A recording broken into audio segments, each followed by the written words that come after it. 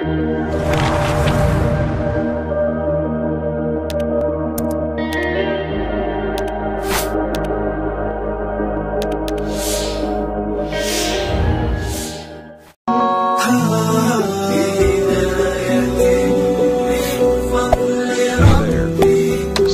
to my channel and also press this bell icon. Orang yang tak mengerti kenapa hari berubah menjadi bulan, bulan berubah menjadi tahun, tahun berubah menjadi windu, windu berubah menjadi abad. Kenapa? Ya, selagi matahari masih berputar, dunia berputar, ya berputar. Kalau dia berhenti, ya kita mati. Itu jawaban orang yang tak bertuhan. Tapi bagi orang yang beriman, liya'lamallahu alladzina amanu. Allah mau melihat siapa yang imannya masih tetap bertahan. Tas sama-sama kulit, katanya sama-sama buatan Paris.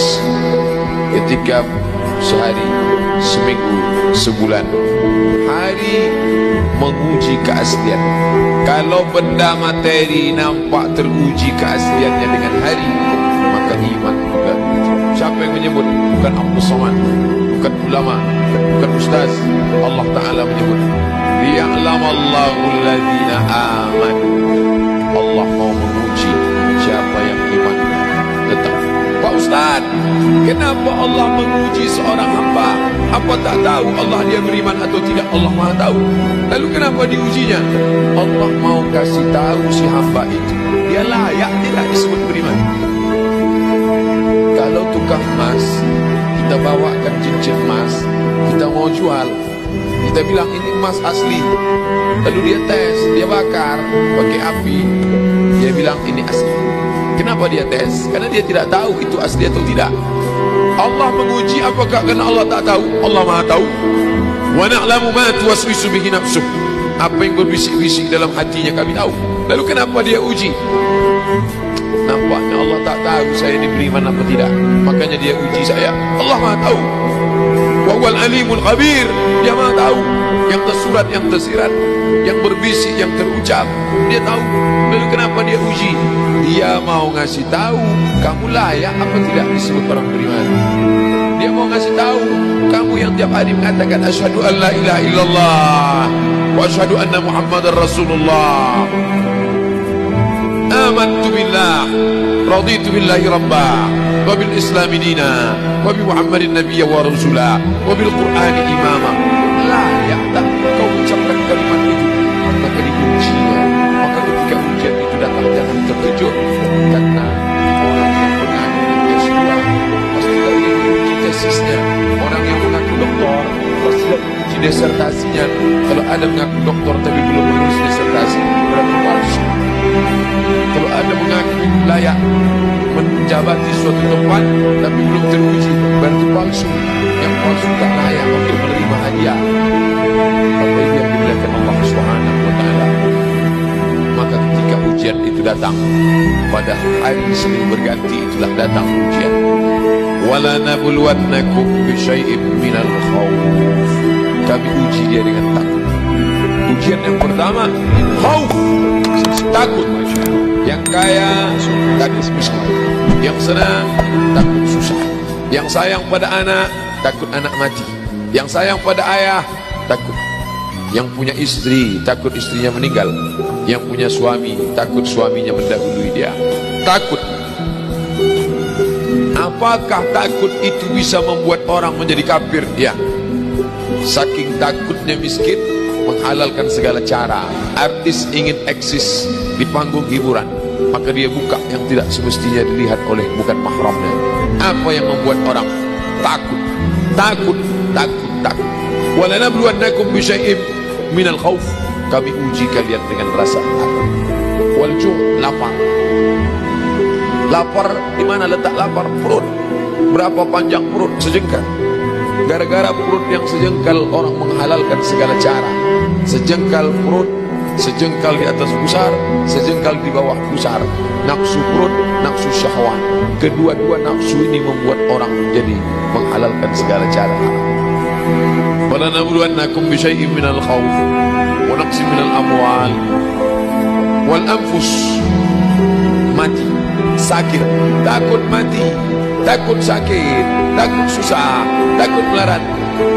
Wathamarat, takut buah-buahan hilang, takut paceklik, takut kemarau panjang, sampai-sampai meminta kepada setan, sampai-sampai memandikan kucing, sampai-sampai membuat sajen.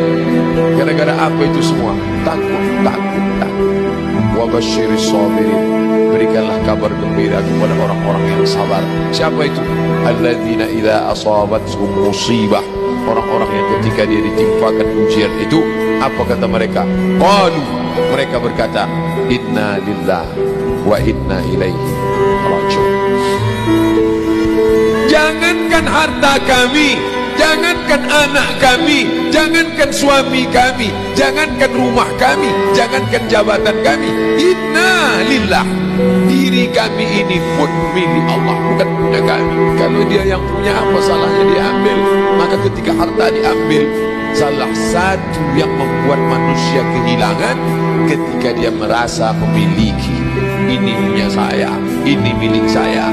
Kalau orang sudah terlampau memiliki, maka ketika hilang muncul kekecewaan, salah sangka. Makanya kita ini selalu sering salah sangka. Kita sangka punya kita, padahal bukan punya kita. Lillahi ma fis samawati wa ma fil ardh.